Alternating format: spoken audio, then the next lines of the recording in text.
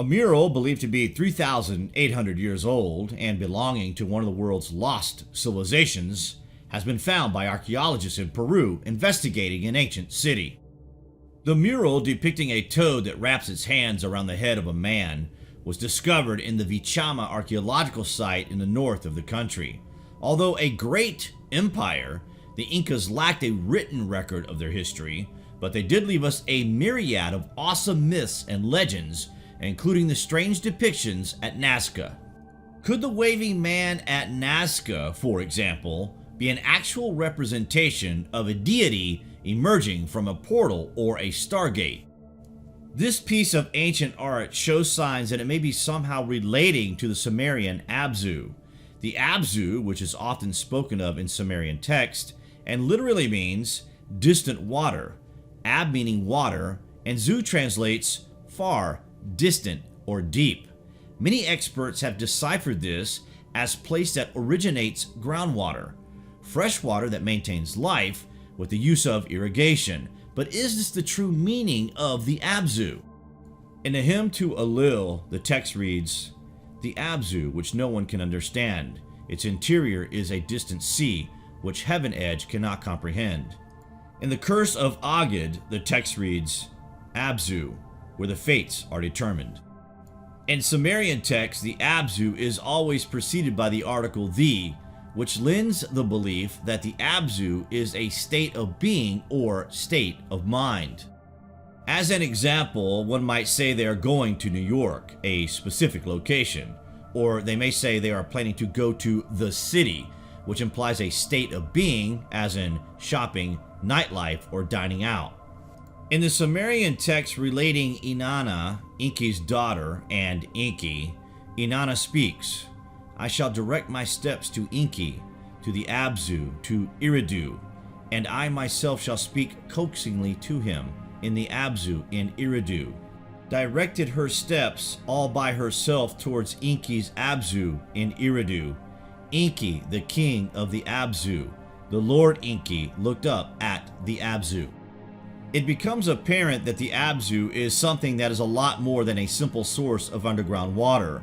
We know that from these texts that Enki is the source of the Abzu, and it is located in his city of Eridu. Enki is also recorded in these texts to have to look up to see the Abzu.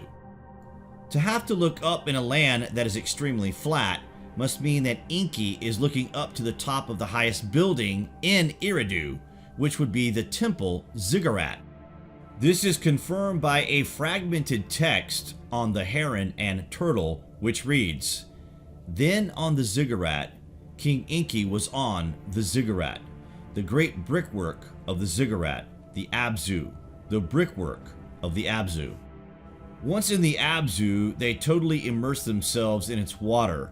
Without the Abzu, the great gods would simply have grown old like the rest of mankind and eventually died. They had to continually enter the Abzu and immerse themselves in its water in order to extend their lives. This is the state of being that is referred to as entering the Abzu, a state of rejuvenation, an exhilarating moment where water itself can be controlled and where one seems to levitate inside the Abzu. It just seems to us somehow that these things are related, and maybe the waving guy of Nazca is going to the Abzu.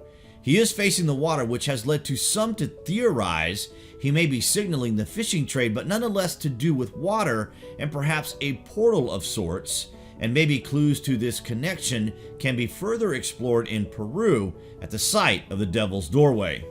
Within the Hayu Marca mountain region of Peru, there have been found a mysterious structure close to Lake Titicaca. It had only recently been found, in 1996 in fact, and though local people already knew of its existence, it didn't become widely acknowledged to much more recently. It looks like a carved rock measuring 7 meters high and 7 meters wide. At the center, there is a 1.5 meters wide niche, which gives the impression of a door. As told by local legend, many structures, including Tiwanaku and this structure, which is known as the Portal to the Gods, or the Portal to Heaven, were erected by Lord Muru, a ruler who came from the land of Mu, an ancient sunken continent which was once situated in the Pacific Ocean. It's called the Devil's Door by the locals because some have claimed that people have disappeared, and in some cases, reappeared near the door. Some have noted strange, tall men accompanied by glowing balls of lights walking through the doorway. The Midas Monument in Turkey is another example of this type of mystical and interdimensional gateway existing, with stories capturing the imagination for ages. Even to this day, if you have the magic touch, some would say you have the Midas touch, and this is because the 19th century Scottish archaeologist William M. Ramsay, who visited the area and called the monument Midas City, he associated the Yazilikaya with the Phrygian king Midas due to the inscription engraved in the rock bearing the name of that monarch. Known as the Midas Monument, it's a beautifully decorated facade carved into the vertical rock, dating back to the 7th century BC. Its appearance resembles an entrance to a temple, but actually only a very shallow niche is carved into the rock. Most popularly, it's used to house a statue of the goddess Cybele, also known among the Phrygians as Matar, and its similarities with that of the Devil's Doorway thousands of miles away in Peru are shocking. The facade has a square shape with a side length of 16 meters. It is an imitation of the Phrygian megaron, a rectangular structure with a large, deep hall fronted by a much shallower anteroom or porch. The niche carved into the rock is surrounded by geometric patterns, invoking the maze. The whole structure was topped was an acroterion, but unfortunately it has not been preserved to our times. Above there is also an inscription in Old Phrygian carved into the rock. It states that a certain Attis, perhaps a priest, dedicated this monument to King Midas, because Phrygia was ruled by several kings bearing this name. The researchers are not able to clearly identify the monarch who was honored by this monument.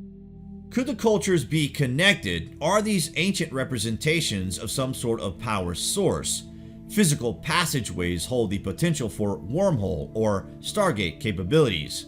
Perhaps in the ancient times they were very active, but as we said before, only the stone material will survive in the shadows of time. This recent discovery is dating back down the passageway of time. Something that was once art can now be considered a cryptic message from the past civilization.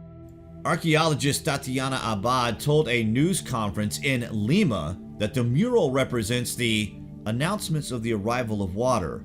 It talks about the importance of water in time of crisis and the reflections that we can create from them. Excavators have been working at Vichama since 2007, revealing new ideas about the ancient Coral civilization, such as an advanced city plan and architecture. The Coral, believed to be the oldest civilization in the Americas,